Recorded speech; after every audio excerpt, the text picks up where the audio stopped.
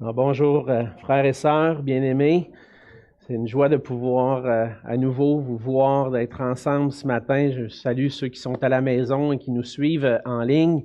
Je veux saluer aussi Sylvie, qui je sais qu'elle nous suit sur Zoom, est à l'hôpital et on a des bonnes nouvelles dernièrement et on se réjouit qu'elle puisse bien aller. Ce matin, ben c'est ça, hein, comme à toutes les semaines, ces jours-ci, ces temps-ci, il y a des nouvelles, des changements sur ce qui était prévu aux mesures sanitaires, des confinements et tout ça. Puis je voulais simplement confirmer avec vous, partager ce qui a été annoncé cette semaine par nos autorités.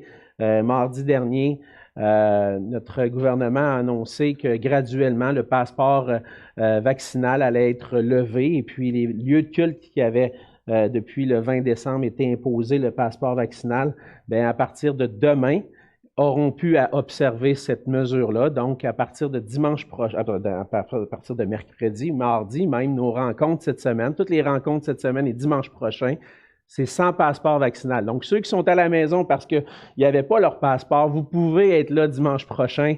C'est juste une chose qui reste, dans le fond, c'est qu'on est limité encore à 50% de la capacité, mais ça va être le dernier dimanche prochain. Et le dimanche suivant, à partir du 6 mars, on va être à 100% de capacité, sans passeport vaccinal. Je pense que c'est le plus qu'on a pu avoir jusqu'à maintenant. Et donc, on va retrouver, on se rapproche d'une assemblée normale, si on peut dire. Donc, évidemment, il va falloir continuer de conserver, de garder le masque, le couvre-visage et puis la distanciation. Mais c'est quand même des bonnes nouvelles. Et je me réjouis, puis je rends grâce à Dieu parce que on a eu une réponse à nos prières. Oui, c'était difficile pour nous de dire on doit exiger le passeport vaccinal, puis de prendre la décision de oui, on va se réunir quand même. Puis c'était pas facile de se soumettre à tout ça, mais on a prié. Puis les lieux de culte font partie des premiers lieux à pu avoir le passeport vaccinal. Puis je rends grâce à Dieu. Pour moi, c'est une réponse à mes prières. Je sais qu'il y en a qui disent, ben moi, j'étais confortable, tu sais, de savoir que ceux avec qui j'étais sont vaccinés, tout ça. Ça, je comprends ça.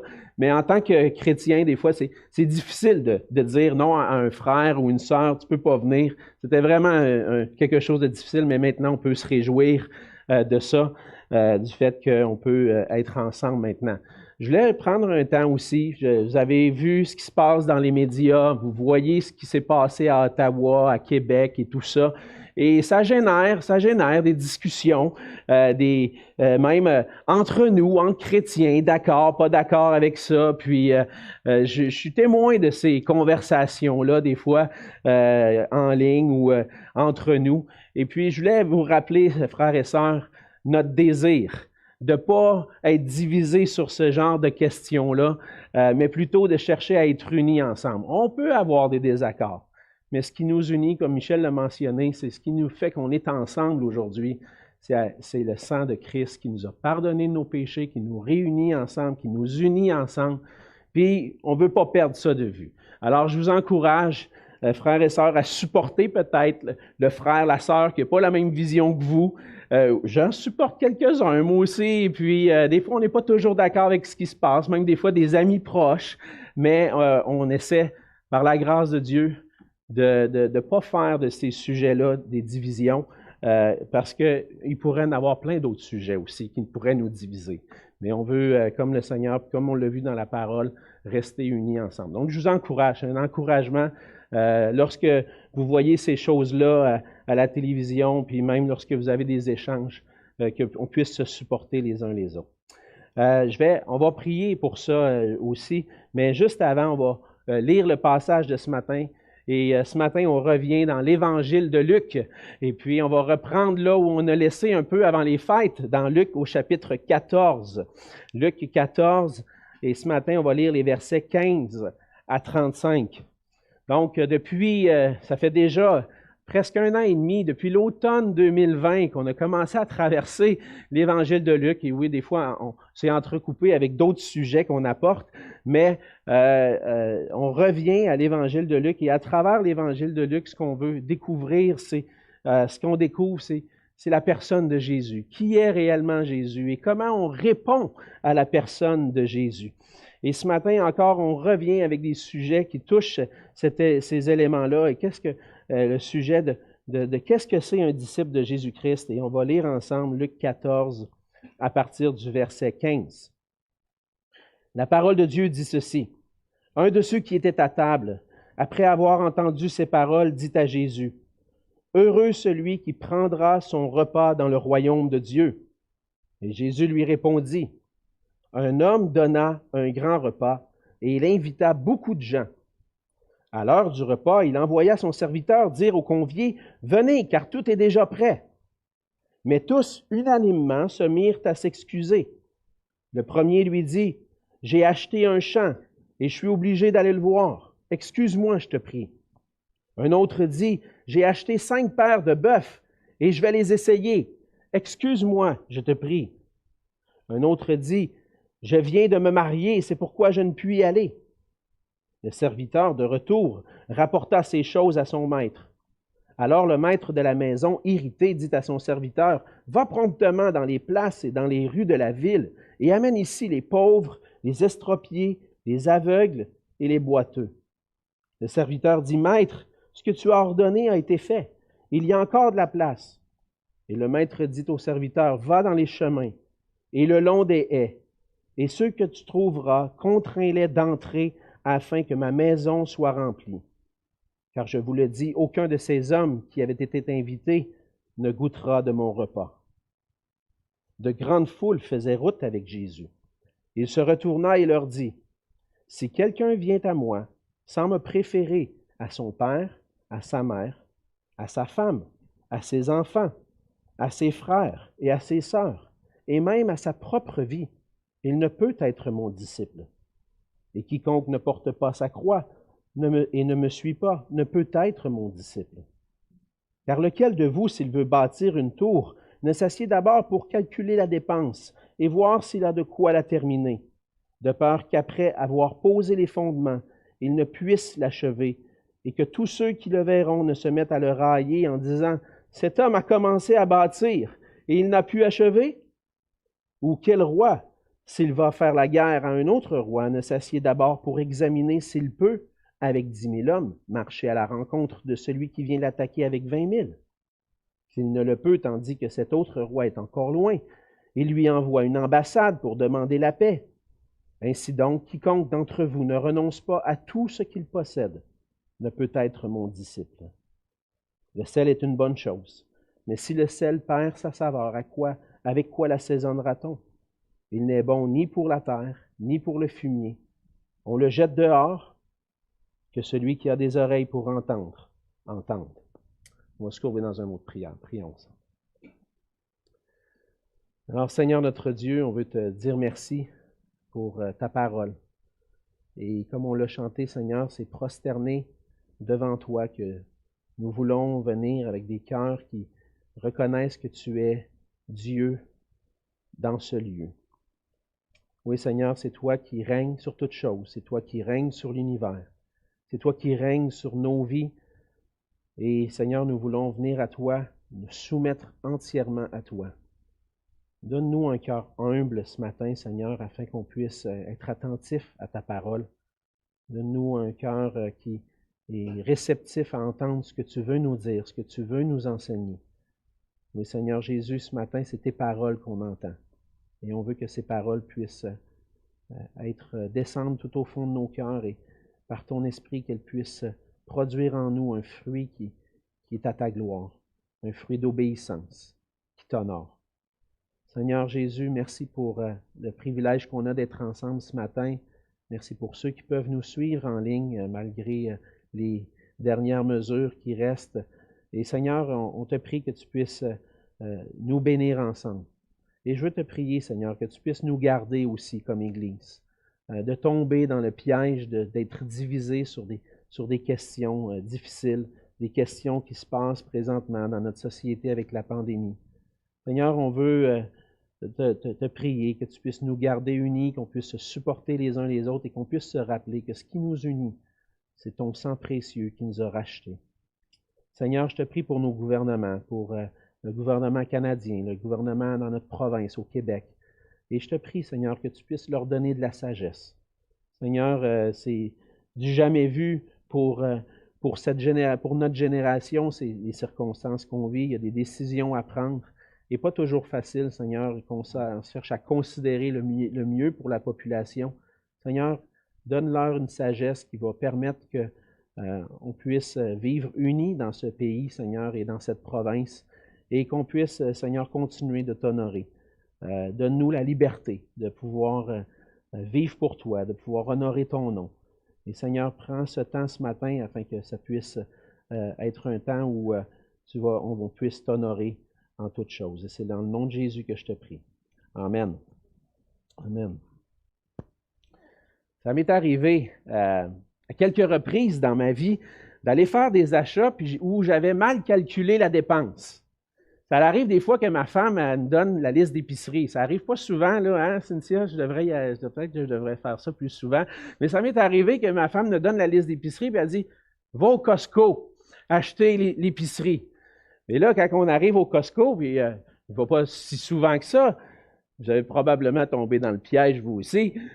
On se promène, puis on fait l'épicerie, puis hop, on va s'arrêter. Ah, il y a des nouvelles jeans qui viennent de sortir. Oh, un nouveau chandail.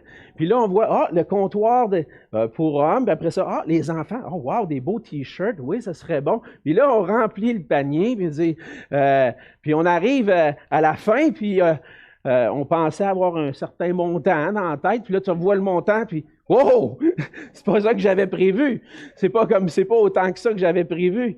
Peut-être une coupe de 100 piastres de plus, puis j'avais pas prévu ça. Et non, ça nous arrive des fois. En général, je suis quelqu'un qui est assez prudent, mais chez Costco, ça m'arrive des fois d'être surpris du montant de la facture. Puis ça arrive aussi des fois quand je vais à l'épicerie, pas nécessairement chez Costco, mais des fois, j'ai tendance à acheter toujours un peu plus.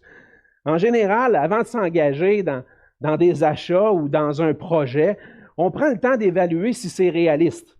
Avec les ressources qu'on a. Si on veut faire un projet de rénovation à la maison ou quoi que ce soit, on veut s'assurer qu'on a les ressources nécessaires. Ou que ce soit, par exemple, un projet d'études. Je vais étudier à l'université, je veux faire un bac, une maîtrise. Si j'ai un projet d'entreprise, n'importe quel projet personnel, la bonne chose à faire, c'est d'évaluer si le projet est réaliste avec les ressources que j'ai. Mais un des plus grands projets que le Seigneur a pour nous, auquel il nous appelle, c'est de devenir un de ses disciples. Si ce n'est pas le plus grand projet, je pense que c'est le plus grand projet auquel le Seigneur nous appelle, n'est-ce pas? Et le Seigneur nous appelle à être ses disciples. Et à travers l'Évangile, Jésus-Christ nous appelle à devenir ses disciples, nous aide à être ses disciples. Mais il arrive souvent qu'au fur et à mesure qu'on avance dans la vie chrétienne, qu'on s'engage dans la vie chrétienne, on découvre des nouvelles facettes de ce que ça veut dire être un disciple. Puis un peu comme quand je vais au Costco, on est surpris. On peut être surpris de dire, c'est vraiment ça que ça veut dire être un disciple de Jésus? C'est vraiment, on arrive à comprendre que certains aspects de notre vie ont besoin d'être changés. On apprend que toute notre vie doit appartenir au Seigneur, puis il y a certains aspects, des fois, qui sont plus difficiles à accepter.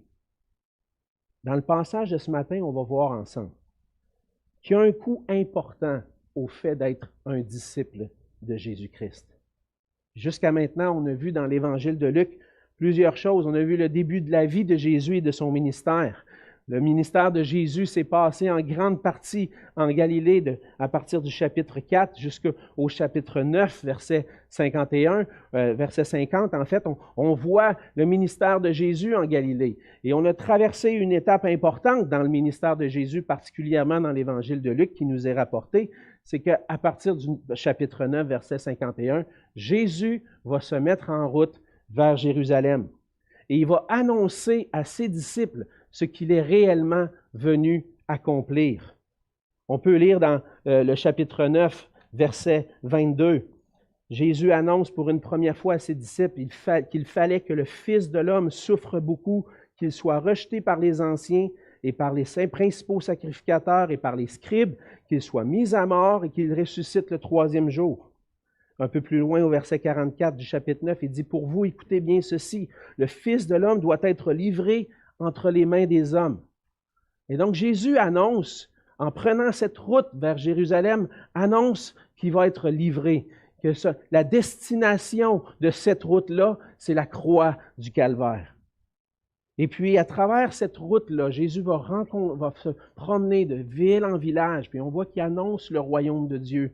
Et il appelle les gens à croire en lui, à le suivre. Et ça, si certains parmi la foule le suivent, il y en a, ils décident de le suivre comme disciple. Il y en a plusieurs qui font partie de la foule puis qui le suivent parce qu'ils sont curieux. Au début du chapitre 14, on arrive à un endroit où Jésus va rentrer dans la maison d'un pharisien. Et puis, les premiers versets adressent l'importance de l'humilité. Être un disciple de Jésus, c'est être humble. Mais ce matin, dans le passage, dans les versets 15 à 24, on voit une dernière intervention de Jésus dans ce repas-là. Puis ensuite, dans les versets 25 à 35, le même sujet est en lien, mais adressé avec la foule qui est en train de le suivre. Et au travers des deux interventions de Jésus qu'on voit dans le passage, on va voir ensemble ce qui doit caractériser ceux qui veulent suivre Jésus. On va voir ensemble ce que Jésus demande et que le vrai disciple, un vrai disciple de Jésus, c'est quelqu'un qui est caractérisé par un cœur entièrement consacré à Jésus-Christ. C'est ça un disciple.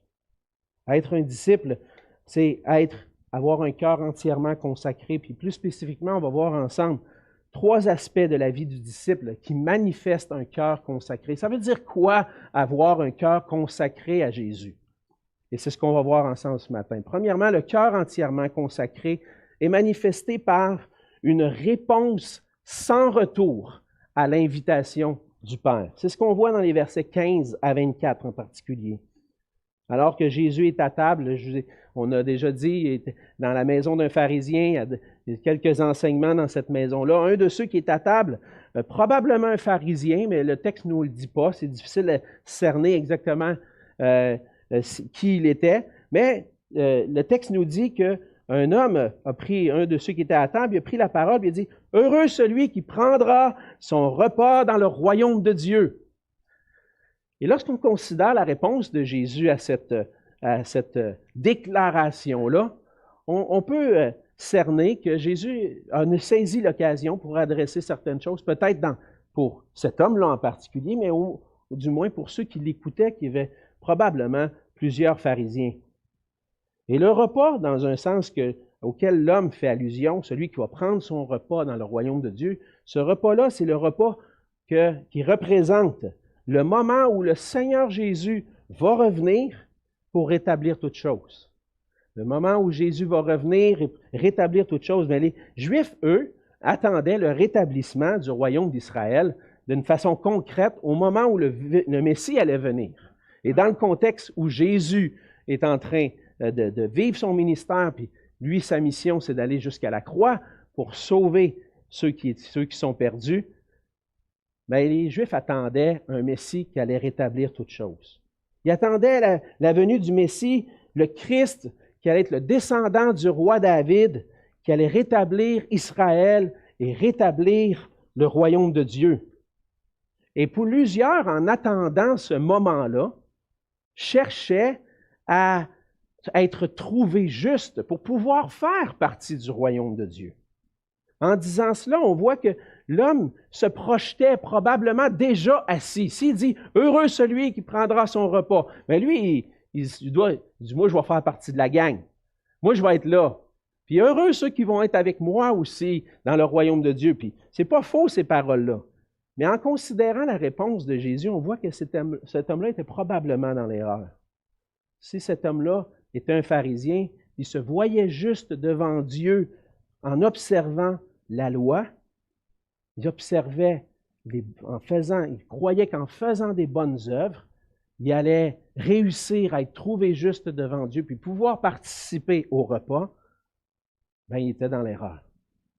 Parce que les bonnes œuvres, c'est une manifestation de notre orgueil. Si on cherche à gagner notre place dans le royaume de Dieu à travers nos œuvres ou à travers l'observation méticuleuse de la loi et même de plus que la loi, si je pense que c'est comme ça que je vais rentrer dans le royaume de Dieu, je suis dans l'erreur.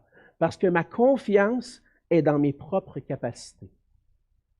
Et la parole de Dieu nous dit que je suis incapable, par mes propres forces, par mes bonnes œuvres, d'effacer mon péché, puis de pouvoir en faire assez pour effacer mon péché.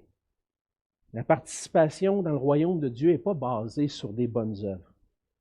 Et cet homme qui se voyait probablement juste et participant à cette table-là va avoir une réponse de la part de Jésus qui peut-être va corriger sa façon de voir, ou du moins corriger la façon de voir de plusieurs qui étaient autour de la table.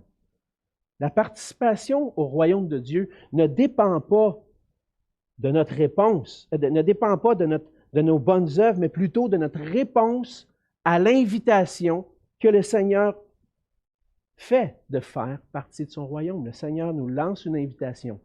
Entrez dans le royaume de Dieu.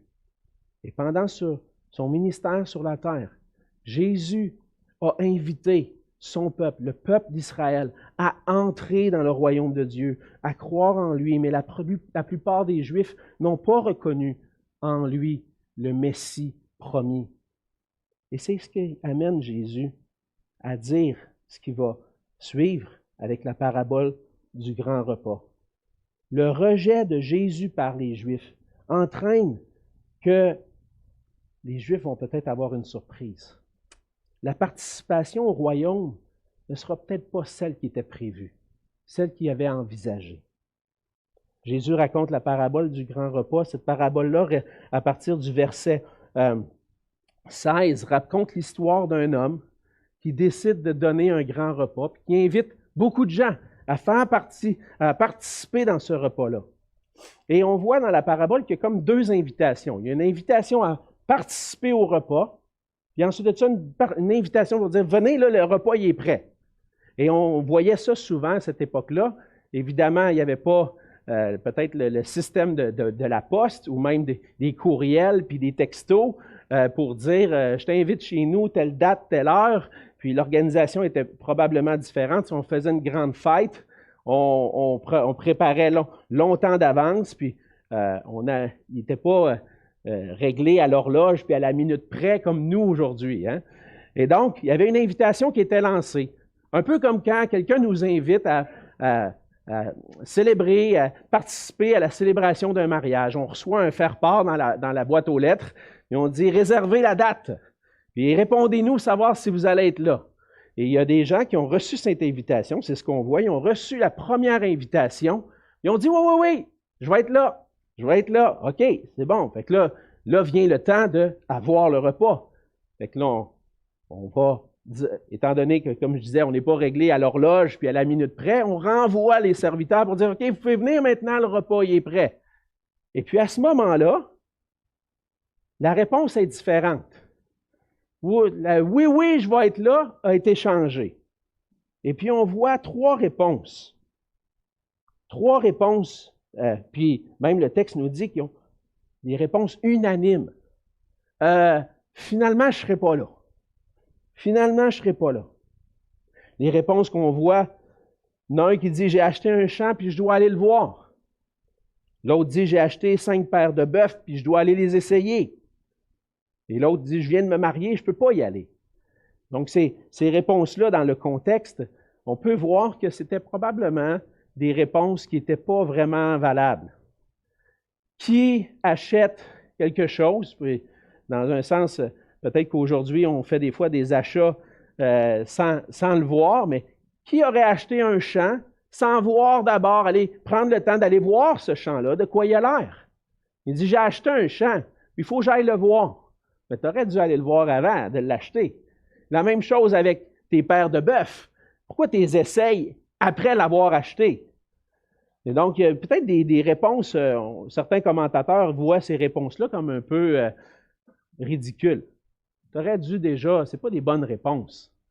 Mais à la fin, les réponses qu'ils mettent en lumière, c'est que les gens n'ont pas réalisé qui les avait invités. Et évidemment, dans la parabole, celui qui invite, c'est Dieu lui-même.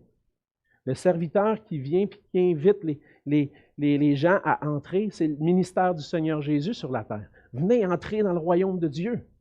Et puis lorsque le serviteur vient sur la terre, les gens refusent. « Ah non, j'ai d'autres choses à faire. J'ai pas de temps pour ça. » Alors, qu'est-ce que le Seigneur fait? Dans le fond, qu'est-ce que l'homme dans la parabole va faire? Il va dire, va chercher les boiteux, les estropiés, va chercher ceux qui sont pauvres, va chercher les gens pauvres du peuple. Il y a de la place, invite-les. Là, le serviteur dit, j'ai déjà fait ça. Là, il dit, sors de la ville. Va un peu plus loin. Il va dire au verset 23, va dans les chemins et les longs des haies, et ceux que tu trouveras, contrains-les d'entrer afin que ma maison soit remplie. Celui qui appelle veut que sa maison soit remplie. Mais ceux qui sont proches, ils refusent. Alors, il doit aller un peu plus loin. Et je crois que dans ce passage-là, Jésus est déjà en train d'annoncer que ceux qui sont proches ne vont pas participer au repas du royaume de Dieu. Les Juifs qui ont refusé de reconnaître Jésus comme Messie, puis de recevoir le salut en lui, ils ne pourront pas faire partie du repas. Alors, ce que Jésus va faire, c'est qu'il va aller un peu plus loin. Il va aller jusque dans les nations, à l'extérieur de la ville, à l'extérieur de ceux qui sont proches, pour annoncer puis inviter tous ceux autour à entrer puis à participer à ce repas-là. Et donc, ceux qui n'ont pas considéré, ceux qui n'ont pas réalisé qui est en train de les appeler. Le serviteur qui est envoyé, Jésus qui est envoyé, ils n'ont pas reconnu qui c'était, qui était le Fils de Dieu, qui était celui qui était venu pour les sauver, pour les inviter à entrer dans le royaume de Dieu. Ils ont refusé. Alors Jésus est en train de prononcer un jugement en quelque sorte sur les Juifs qui refusent d'entrer. Si vous n'entrez pas, vous ne participerez pas. Mais il y en a d'autres qui vont goûter à ce repas-là. Et aujourd'hui, le Seigneur continue d'appeler. On est dans une période où le Seigneur a envoyé ses disciples parmi les nations pour annoncer l'Évangile. Et aujourd'hui, peu importe où on est sur la terre, le Seigneur est en train d'inviter encore à entrer dans le royaume de Dieu. Au moment de son ministère, l'invitation, au moment du ministère de Jésus, l'invitation s'adressait particulièrement aux Juifs, mais on voit dans le livre des Actes que ça s'ouvre un peu plus, ça va jusqu'aux extrémités de la terre, et puis même le Seigneur Jésus donne ce mandat-là, puis il va donner son esprit aussi au début du livre des Actes pour que toutes les nations entendent l'invitation du Père. Et aujourd'hui, l'Église de Jésus-Christ continue de lancer cette invitation-là. Venez au grand repas dans le royaume de Dieu. Entrez dans le royaume de Dieu. Puis on annonce que le seul moyen pour pouvoir entrer dans le royaume, c'est de reconnaître que Jésus est le Christ, le Messie, le Fils de Dieu, qui est venu pour nous sauver, pour venir chercher et sauver ceux qui étaient perdus. Et on répond réellement à l'invitation du Père lorsqu'on répond à l'appel du salut, puis qu'on reconnaît Jésus-Christ comme le seul Sauveur et Seigneur. Ce n'est pas une réponse du bout des lèvres, par exemple. Ce n'est pas une réponse de dire « Oui, je vais être là. Oui, je vais être là. » Puis qu'à la fin, finalement, non, je ne pourrais pas être là. Ce n'est pas une réponse du bout des lèvres, parce qu'au verset 24, le Seigneur va conclure en disant « Je vous le dis, aucun de ces hommes qui avait été invité ne goûtera de mon repas. Si tu refuses l'invitation, tu ne peux pas entrer dans le royaume de Dieu et tu es séparé de Dieu pour l'éternité. » Alors ceux qui sont vraiment des disciples de Jésus-Christ, qu'est-ce qu'ils font? Ils répondent à l'invitation du Seigneur à participer au repas dans le royaume de Dieu en plaçant leur foi en Jésus-Christ seul pour leur salut. Et ils le font sans revenir en arrière. Ils conservent et persévèrent dans leurs décisions. Ça, c'est la première marque du disciple, celui qui répond à l'invitation, une réponse sans retour à l'invitation du Père d'entrer dans le royaume de Dieu. La deuxième marque du vrai disciple que Jésus va adresser, et la marque du disciple qui a un cœur consacré, c'est une ferme résolution à suivre Jésus, quoi qu'il en coûte. Alors Luc, à partir de ce point-là, Luc continue le récit du ministère de Jésus en racontant un moment où Jésus est sur la route. Et puis, on passe du moment du repas à un moment où Jésus est en chemin. Donc, on ne sait pas trop exactement où était Jésus à ce moment-là, mais on sait à travers le récit qu'il est en chemin vers Jérusalem, entre autres. Et puis, à travers, on l'a vu souvent, Jésus marche, puis il y a des foules qui le suivent. Les gens le suivent, ils veulent entendre parler de Jésus. Puis, dans un sens, le fait que Luc place ce récit-là, à cet endroit-là, fait un lien avec l'idée qui était là. As-tu répondu à l'invitation? Et puis, on va voir qu'est-ce que ça veut dire réellement de répondre à l'invitation.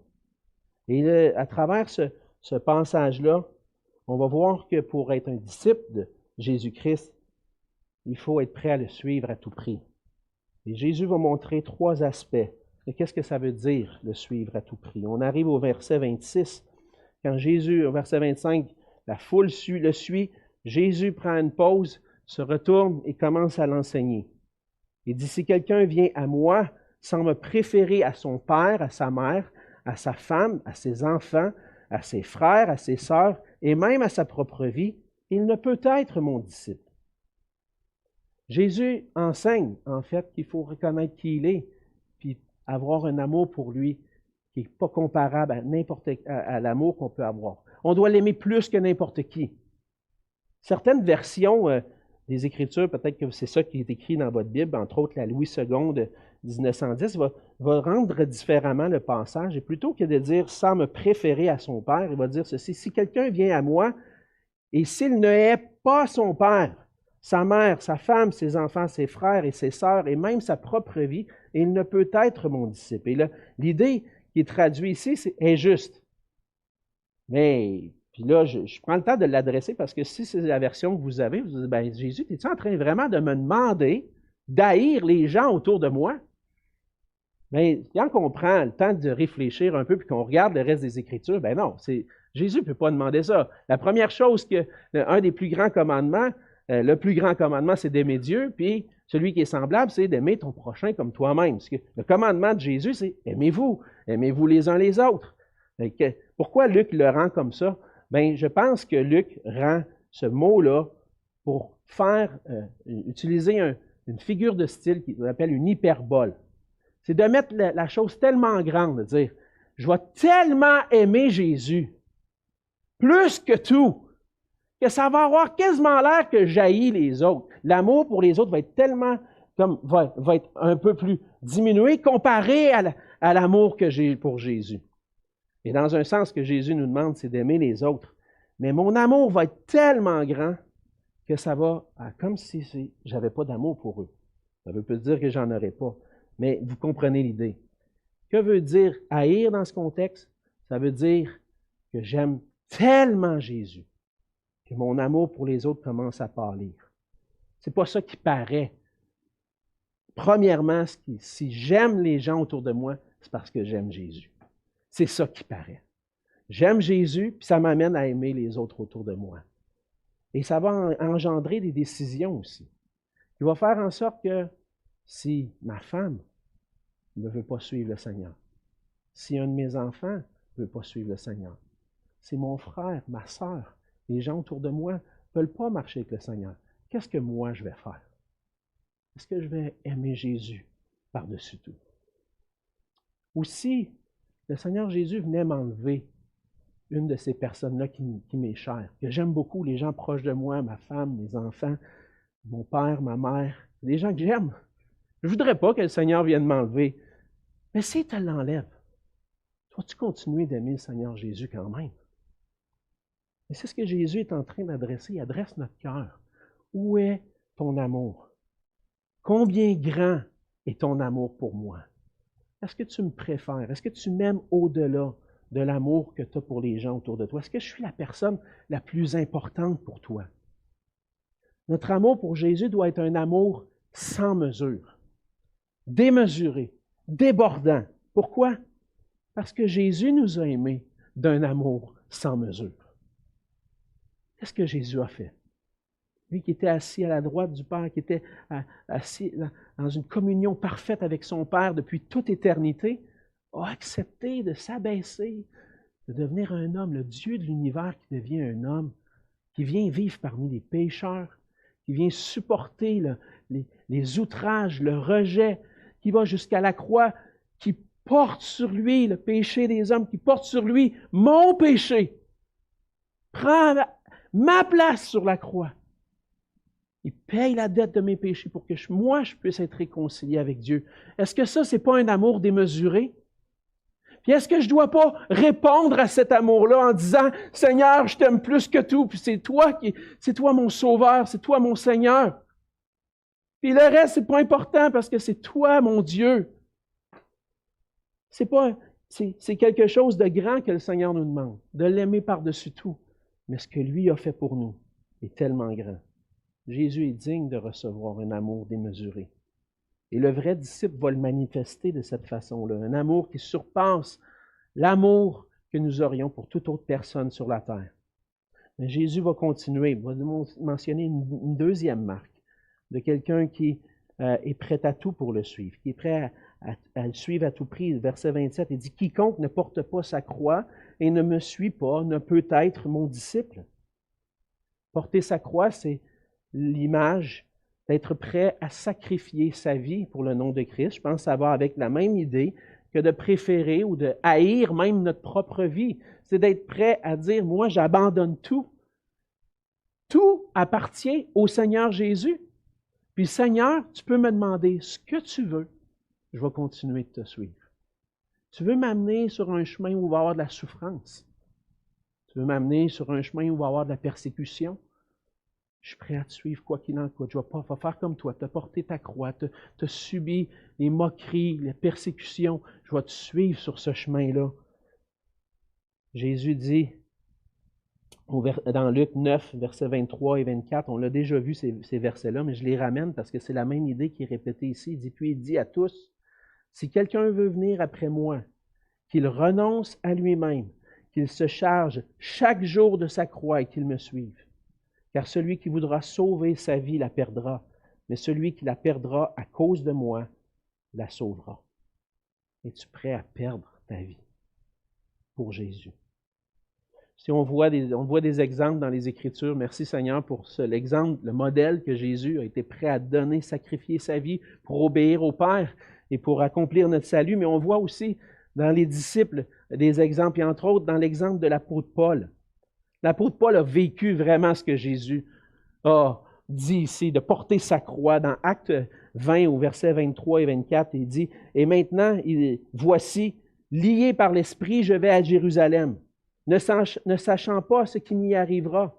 Seulement, de ville en ville, l'Esprit Saint m'avertit que des liens, des tribulations m'attendent. Mais je ne fais pour moi-même aucun cas de ma vie, comme si elle m'était précieuse, pourvu que j'accomplisse ma course avec joie et le ministère que j'ai reçu du Seigneur Jésus d'annoncer la bonne nouvelle de la grâce de Dieu. » Paul dit, je ne fais aucun cas de ma vie. Il y a des persécutions, il y a l'arrestation qui s'en vient, le Saint-Esprit m'a même averti, mais je m'en vais sur ce chemin-là parce que ce qui est important pour moi, c'est d'annoncer l'Évangile de Christ. Et même il va dire à Timothée, dans 2 Timothée 3, versets 10 à 12, il dit « Pour toi, tu as suivi de près mon enseignement, ma conduite, mes résolutions, ma foi, ma douceur, ma charité, ma constance, mes persécutions, mes souffrances. À quelle souffrance n'ai-je pas été exposé à Antioche, à Icône, à Lystre? Quelle persécution n'ai-je pas supportée? Et le Seigneur m'a délivré de toutes. Or, tous ceux qui veulent vivre pieusement en Jésus-Christ seront persécutés. » Ça, c'est porter sa croix. Ça, c'est porter sa croix et suivre Jésus. Le Seigneur prend le temps de s'arrêter sur la route. Il y a un paquet de gens qui le suivent, des foules, des curieux, des gens qui aiment voir des miracles. Il est en train de dire, attendez un petit peu là. Vous voulez me suivre? Écoutez ce que ça veut dire. La question c'est, êtes-vous vraiment mes disciples? Êtes-vous vraiment prêts à me suivre dans la souffrance, dans la persécution, Es-tu prêt à me suivre jusque-là? Et la question s'adresse à nous aujourd'hui. Qu'est-ce qu'on va répondre à ça? Seigneur, demande-moi ce que tu veux. Je suis prêt à te suivre. Et quand ça va venir, le temps de souffrance, et peut-être des fois la moquerie, les persécutions à cause du nom de Jésus, comment tu vas réagir? Vas-tu dire, ah non, là, Seigneur, tu m'en demandes trop, là. La croix est un petit peu trop pesante, finalement. Vas-tu relâcher ou tu vas continuer de le suivre? Suivre Jésus, c'est un chemin humainement difficile. Est-ce qu'on veut vraiment le suivre?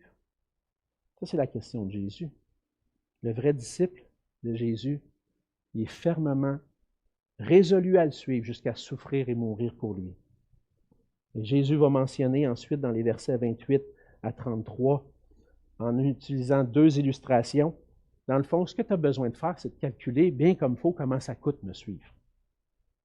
Parce que tu ne peux pas entreprendre ce projet-là à la légère. Tu as besoin de t'asseoir et de considérer. Voici ce que ça veut dire suivre Jésus. Est-ce que je suis vraiment prêt à ça? Ou est-ce que quand je vais voir la facture, je vais dire, ouf, donc finalement, ça ne me tente pas.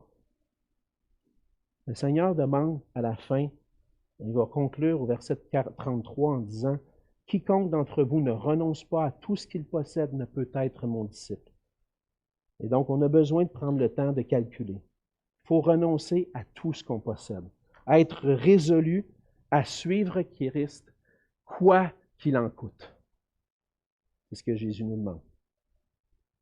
Dans la troisième partie, la dernière partie du passage, les versets 34 à 37, on voit que le cœur consacré est caractérisé par une persévérance à poursuivre le Seigneur. Et le Seigneur va utiliser cette illustration-là du sel.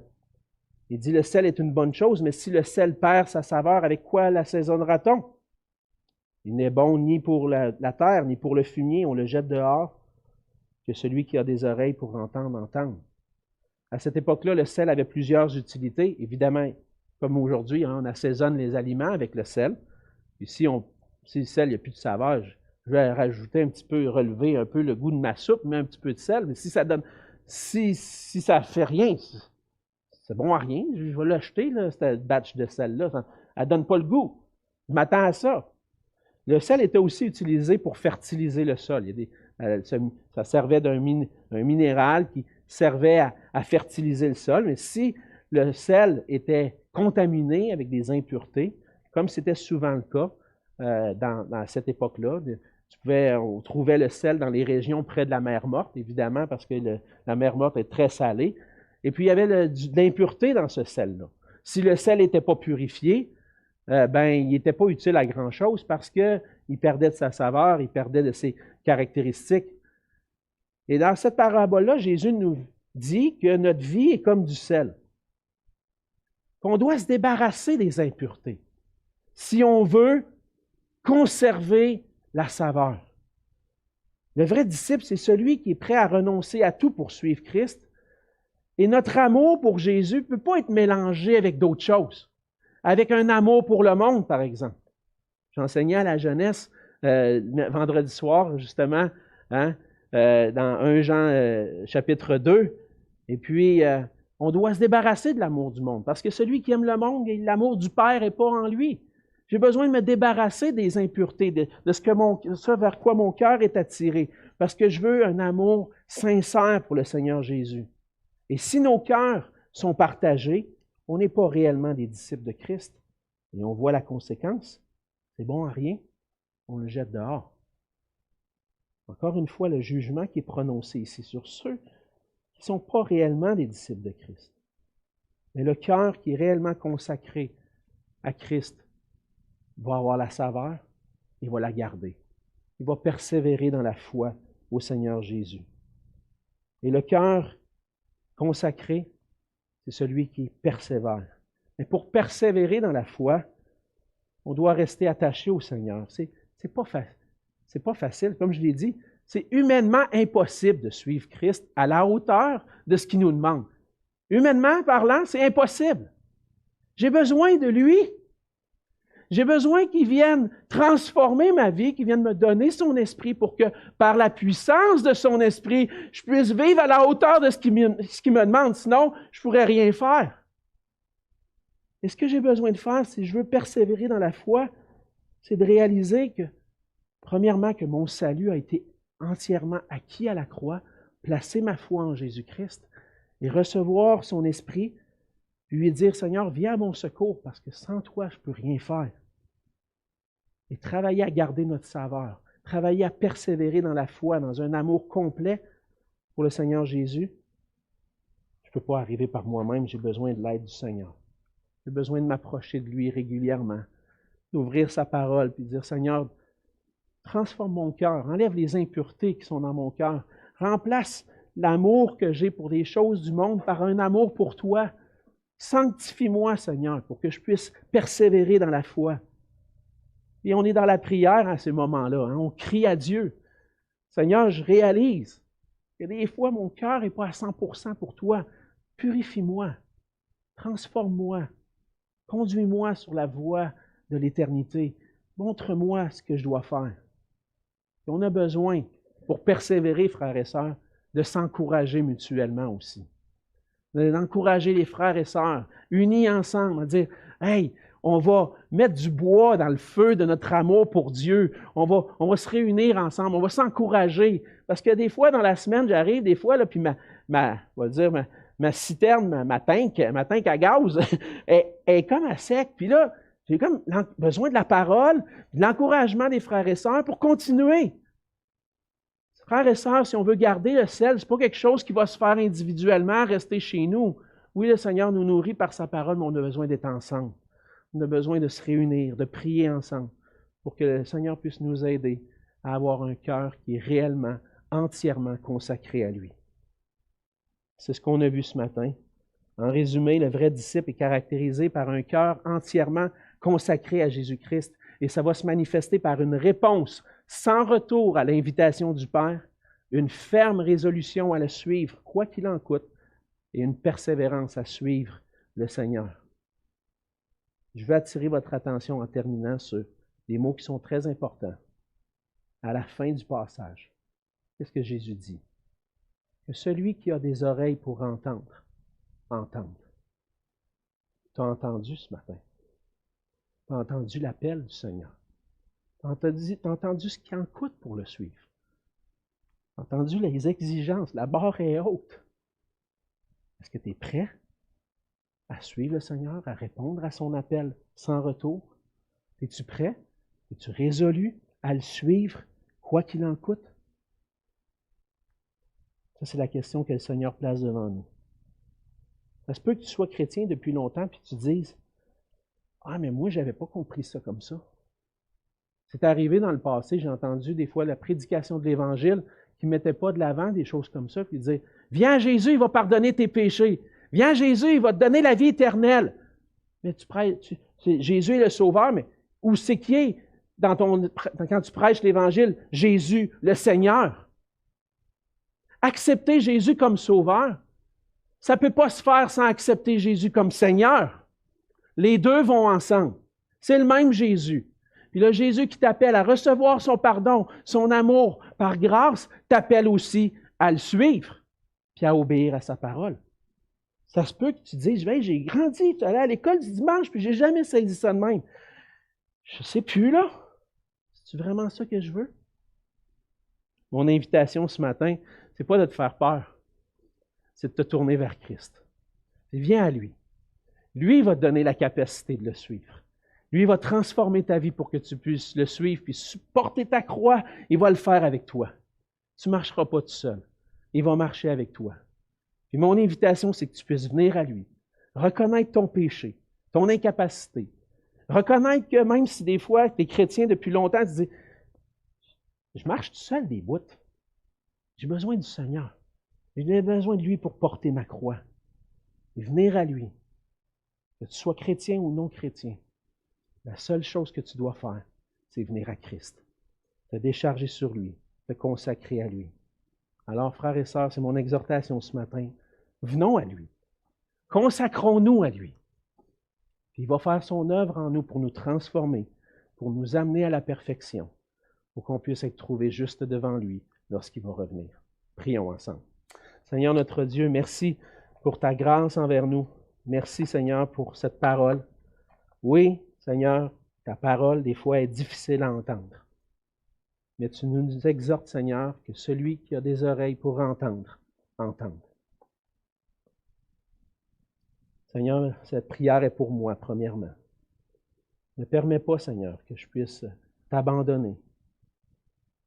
Ne permets pas, Seigneur, que lorsqu'il va venir des difficultés dans ma vie, que le sel perde sa saveur.